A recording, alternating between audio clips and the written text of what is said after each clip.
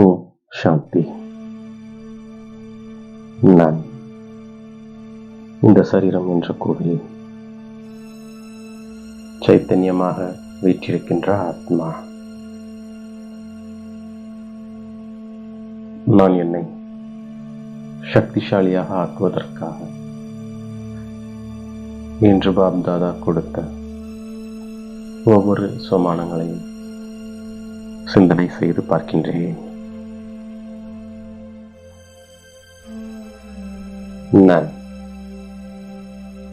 எந்த அளவு தூய்மையாக இருக்கிறேன் என்று என்னுடைய மனதை கேட்டுக்கொள்கின்ற ஆத்மா. நான் சம்பூர்ண முழுமையாக தூய்மையாகி தந்தையை என்னுடைய சமர்ப்பணத்தை அங்கீகாரம் செய்து வைத்துக் கொள்கின்ற ஆத்மா. நான் இப்போது சமர்ப்பணமாகி தந்தையை 21 பிறவிகளுக்கு சமர்ப்பணமாக ஆக்கிக் கொள்கின்ற ஆத்மா. நான் குஷியுடன் என்னுடைய உடல், மனம், செல்வம் அனைத்தையும் அர்ப்பணம் செய்து பயனுள்ளதாக ஆக்கிக் கொள்கின்ற ஆத்மா. நான் தந்தையிடம் ஸ்ரீமத்தை கற்றுக்கொள்கின்ற ஆத்மா. நான் புண்ணியத்தின் ஆஸ்தியை தந்தையிடமிருந்து பெறுகின்ற ஆத்மா. நான் நிச்சயமாக அரைக்கல்பமாக புண்ணிய ஆத்மாவாக இருந்த ஆத்மா. நான் இப்போது புண்ணிய ஆத்மாவாக ஆகி சுகத்தின் ஆஸ்தியை பெறுகின்ற ஆத்மா. நான் எந்த அளவு புண்ணிய ஆத்மாவாக ஆகியிருக்கிறேன் என்று என்னுடைய மனதை கேட்டுக்கொள்கின்ற ஆத்மா. நான் தந்தையின் மூலமாக கர்மம், அகர்மம், விகர்மத்தின் ரகசியத்தை புரிந்து கொள்கின்ற ஆத்மா. இது உருவாக்கப்பட்டுள்ள நாடகமாகும். நான் ராஜஸ்வ, அஸ்வமேத, அவினாஷி ஞான யஜ்யத்தில் அனைத்தையும் அர்ப்பணம் செய்கின்ற ஆத்மா. நான் இந்த பழைய சரீரத்தையும் கூட அர்ப்பணம் செய்து விடுகின்ற ஆத்மா. நான் குஷியுடன் தந்தையின் மீது பலியாகின்ற ஆத்மா. நான் தந்தையை மட்டும் நினைவு செய்து தூய்மையாகி விடுகின்ற ஆத்மா. நான் இப்போது தந்தையிடம் சரணடைந்து விட்ட ஆத்மா. நான் இப்போது சீதையாக இருக்கின்ற ஆத்மா. நான் ஞானக்கடல், பதித்த பாவலர் என யாரை அழைத்தேனோ இப்போது நான் அவர் முன்னால் அமர்ந்து பாடம் கற்றுக்கொண்டிருக்கின்ற ஆத்மா. நான் தந்தையின் மூலமாக துன்பத்திலிருந்து விடுபடுகின்ற ஆத்மா. நான் கர்ப்பத்தில் வந்து பாகத்தை நடிக்கின்ற ஆத்மா. நான் தந்தை மூலமாக கர்மம், அகர்மம், விகர்மத்தின் கதியை புரிந்து கொள்கின்ற ஆத்மா. நான் எல்லையற்ற தந்தையிடமிருந்து எல்லையற்ற சுகத்தின் ஆஸ்தியை அடைந்து கொண்டிருக்கின்ற ஆத்மா.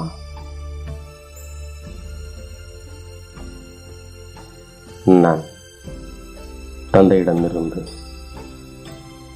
ஆயுஷ்வான் பவ, புத்திரவான் பவ,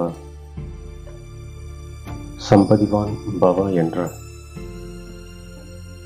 வரதானத்தை பெறுகின்ற ஆத்மா.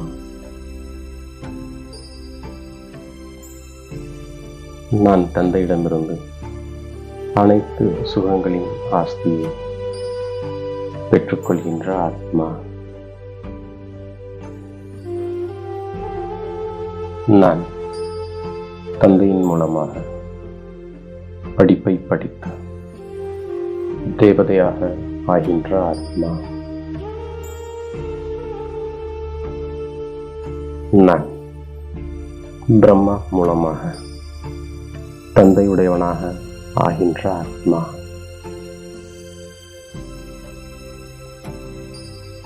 நான் பிரம்மா மூலமாக பிரம்மா குமார், பிரம்மா குமாரியாக ஆகியிருக்கின்ற ஆத்மா.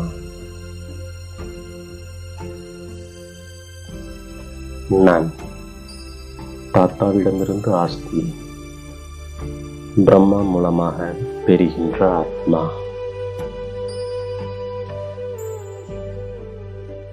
நான் தந்தையிடமிருந்து ஆஸ்தி பெற்றிருந்தேன். இப்போதும் கூட தந்தையிடமிருந்து ஆஸ்தியை பெற்றுக்கொண்டிருக்கின்ற ஆத்மா. நான் தந்தையை மட்டும் நினைவு செய்து பாவங்களை பஸ்பமாக்கி விடுகின்ற ஆத்மா.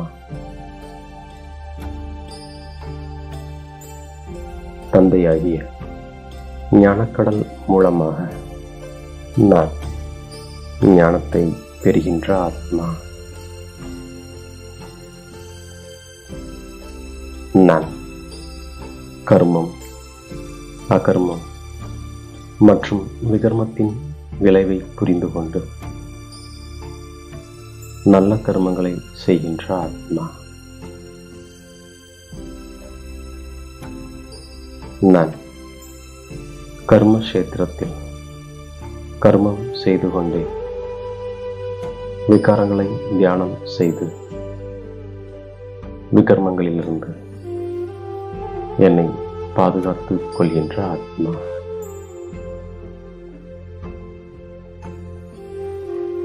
என்னுடைய சமர்ப்பணத்தை தந்தை ஏற்றுக்கொள்ளும் அளவிற்கு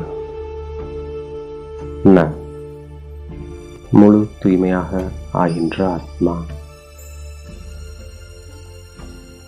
நான் தூய்மை அடைந்து தூய்மையான உலகத்திற்கு செல்கின்ற ஆத்மா.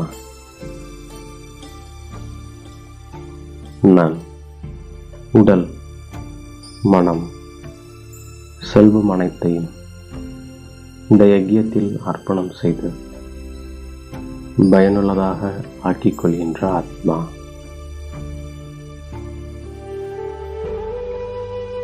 நான் ஞானத்தின் ஒளி சக்தி மூலம் விக்ன விநாசக்காக கூடி மாஸ்டர் ஞானம் நிறைந்த ஆத்மா. நான் ஞானம் என்ற ஒளியின் சக்தி மூலம் எளிதாக இலக்கை சென்றடைகின்ற ஆத்மா. நான் விக்ன விநாசக்காகி தந்தையுடன் கூட சதா எந்த நிலையில் இருந்து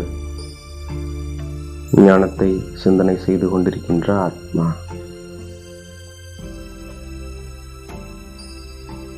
நான் உள்ளும் புறமும் உள்ள தீயவை அனைத்தையும் சம்பூர்ண வில் செய்து வில் பவரை பெறுகின்ற ஆத்மா. நான் இப்போது அனுபவியாகி மற்றவர்களையும் ஆடாத அசையாதவர்களாக ஆக்குவதற்கான அனுபவம் செய்விக்கின்ற ஆத்மா. நான் இப்போது சக்திசாலியாகி பலமற்ற ஆத்மாக்களை சக்திசாலிகளாக ஆக்கிக்கொண்டே செல்கின்ற ஆத்மா. நான் ஞானத்தின் ஒவ்வொரு பாயிண்டின் அனுபவியாவதற்காக ஏகாந்த பிரியராக ஆகின்ற ஆத்மா. நான்